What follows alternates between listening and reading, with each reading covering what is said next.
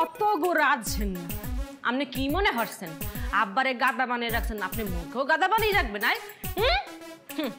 শোনেন, মুইও শ্যামনগরের মাইয়া, মুই কিন্তু ঝগড়া করা পছন্দ করি না, কিন্তু এরপরেও কথা আছে, যদি কেউ মুখে সিমটি দেয় না, মুই কিন্তু খামচি দিতে ভুল করি না। বুঝি গেছি, বুঝি গেছি, জোট বাঁধি গেছে, দুজনে মিলে জোট বাঁধছে, জোট খুলে দিও। খেয়াল আর সময় নাই, অফিসের সময় গেছে, এর লাগে হাইতেছি না জোট ভাঙনের। কিন্তু সাইটটার ন আমি অফিস থেকে সব ভাঙি দিও। এই যে আজকে থেকে আর রুমের দরজার কাছে আনতে যাইতে হাইতেন না। অন্যদিন তো দরজা এই যে রুমের সামনে আর বিছনার সামনে মাঠে কত ঘুমাইতাম দিছি, এমন তাই খাটের নিচেও জায়গা দিতাম না। এত সহজে আমি সাইটটার ন কি আমি যাইতে আসি আবার আইতে আসি, মনে করেন না মাফ করে দিছি? মাফ হইতো না। আমি যদি এটার বিচার না করছি, এটার প্রতিশোধ না নিছি, এই জোট না ভাঙছি, আর নাম নীলা খন্দকার, মানে তোর নাম আর নাম হইতো না, আর নাম শুধু নিলে হইব।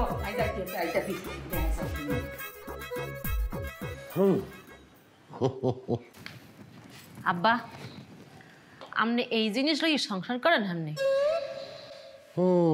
কি বলবো বৌমা, এই ঢাকা শহরে অনেক পরিবারে আমার মতো নির্যাতিত পুরুষ আছে। আমি চাইলে এক সোপারে দাঁত হালাই দিতে পারতাম, হালাই নাই। কা হালাই নেই? বিশেষ কোনো কারণ আছে, আর সে কারণটা কি হ্যাঁ তুমি তো নিজের চোখেই দেখলা।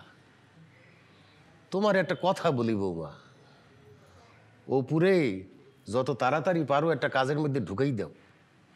যে পরিবারের পুরুষ উপার্জন করে না, সেই পরিবারে সেই পুরুষের কোনো দাম নাই, মূল্য নাই।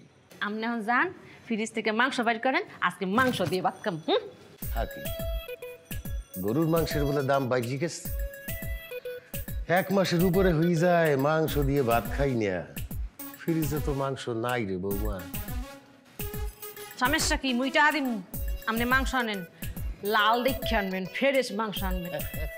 ঠিক আছে, দাও টাকা দাও, আমি এখনই বাজারে যাইয়ে মাংস লই। আমি দূর হতে তোমারেই দেখেছি, আর মুগ্ধ হয়ে চোখে থেকেছি। বাজে কিনকিনিরি নিঝিনি, তোমারে যে চিনি চিনি, মনে মনে কত ছবি এঁকেছি। ও মনে অনেক রং দেখতেছি, নতুন বিয়ে শাদী করেছেন নাকি? আরে বেড়া, মনের ভিতরে যে আরো কত রং লাগিয়ে রয়েছে, খুশি খুশি লাগতে আছে, এটা কি আর বলতে পারি? রিক্সা, তোর নাম কি? নাম শুনে কাম কি? তাও করছি, নাম হচ্ছে সদরুল্লাহ। অনেকে উচ্চারণ করতে পারে না বলে সদীপ কয়ে দেয়। সদরুল্লাহ, রিক্সা জোরে চালা। জি ভাই, চালাচ্ছি। এই তুই আমার ভাই কলি কে, সার কলি না কে? আপনি তো লুঙ্গি ভরা, এই স্যারেরা তো শুট কোট টাই এইসব পরে। রাস্তার মাঝখানে বললিয়া তোরে কিছু বলতে আসি না, নাইলে মনে কইতে আছে লুঙ্গি কাঁচা মাইয়া তোর 1 সেন্ট পিড়াই 1 সেন্ট পিড়াই। এই তোর বলছে কেনা যে সুটকোট পরলেই সার হয়ে যায়, লুঙ্গি পরলে সার হয় না? মানুষ কি সারাদিন ধরে সুটকোট পরে বই থাকতে পারে? একটা রিল্যাক্স দরকার আছে না? রিল্যাক্সের লাগে তো লুঙ্গি ভালো। এই মুই কেডা? আয়, মোর শিক্ষাগত যোগ্যতা কি? মুই কি কাম কাজ করি তোর কোনো ধারণা আছে? বল হারামজাদা, স্যার বল। ভাই আমি ভাবতাম না, অন্য জায়গায় ডায়াল করে। ক্যা স্যার বলতে পারবি না কা? আপনার চেয়ারের মধ্যে তো কোনো ছাত্রার ভাব নেই। স্যারেরা ওই রিল্যাক্সের জন্য লুঙ্গি পরে, এটা আমি বুঝতে পারিছি। কিন্তু আপনি যদি স্যার হতেন তাহলে কিন্তু আপনার ওই শুট কোটটাই পরা থাকতো, আর আপনি বাজার করতে আসতেন না। আর বাজার করতেও যদি আসতেন তাহলে কিন্তু আপনার সাথে একটা কর্মচারী থাকতো। যেহেতু আপনার সাথে কোনো কর্মচারী নেই, সেহেতু আপনারা আমি স্যার মানতে পারবো না। আপনি না খুব ঝগড়াটে, তাই খালি খালি আমার সাথে ঝগড়া করেন মিয়া। এই রিক্সা থামা। এই তো থামালাম। কি হয়েছে? কোন অ্যাঙ্গেলে তোর মনে হইলে যে আমি ঝগড়া করি? তোর আজকে বলতেই হইবে। আমি ওই অ্যাঙ্গেল ফ্যাঙ্গেল এত কিছু বুঝিনি। আপনি কি করতে যাচ্ছেন সেটা কোন?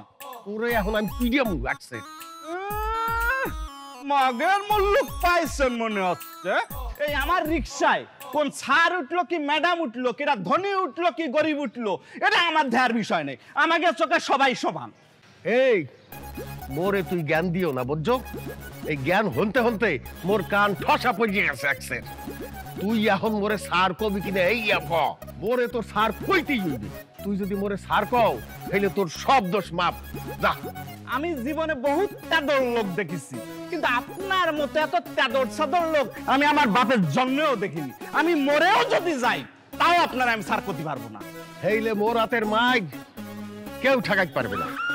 হন একবার মোর বউরে পিড়িয়েছিলাম, মোর শ্বশুর আইয়াও কিচ্ছু করতে পারে নাই, ঠেকাইতে পারে নাই। তোর এমন পিডেমু ঢাকা শহরের কোনো মানুষ আইয়ে ঠেকাইতে পারবে না। আপনি তো আমার মার তো দূরের কথা, আপনি আমার গায়েও টাচ করতে পারবেন না। কে তোর গায়ে টাচ করতে পারবো না? কে কি করবি তুই? হাই আমি তো জোরে টান দিয়ে চলে যাব, আপনি আমার টাচও করতে পারবেন না। এই এই দাঁড়া কইতে আছিস? এই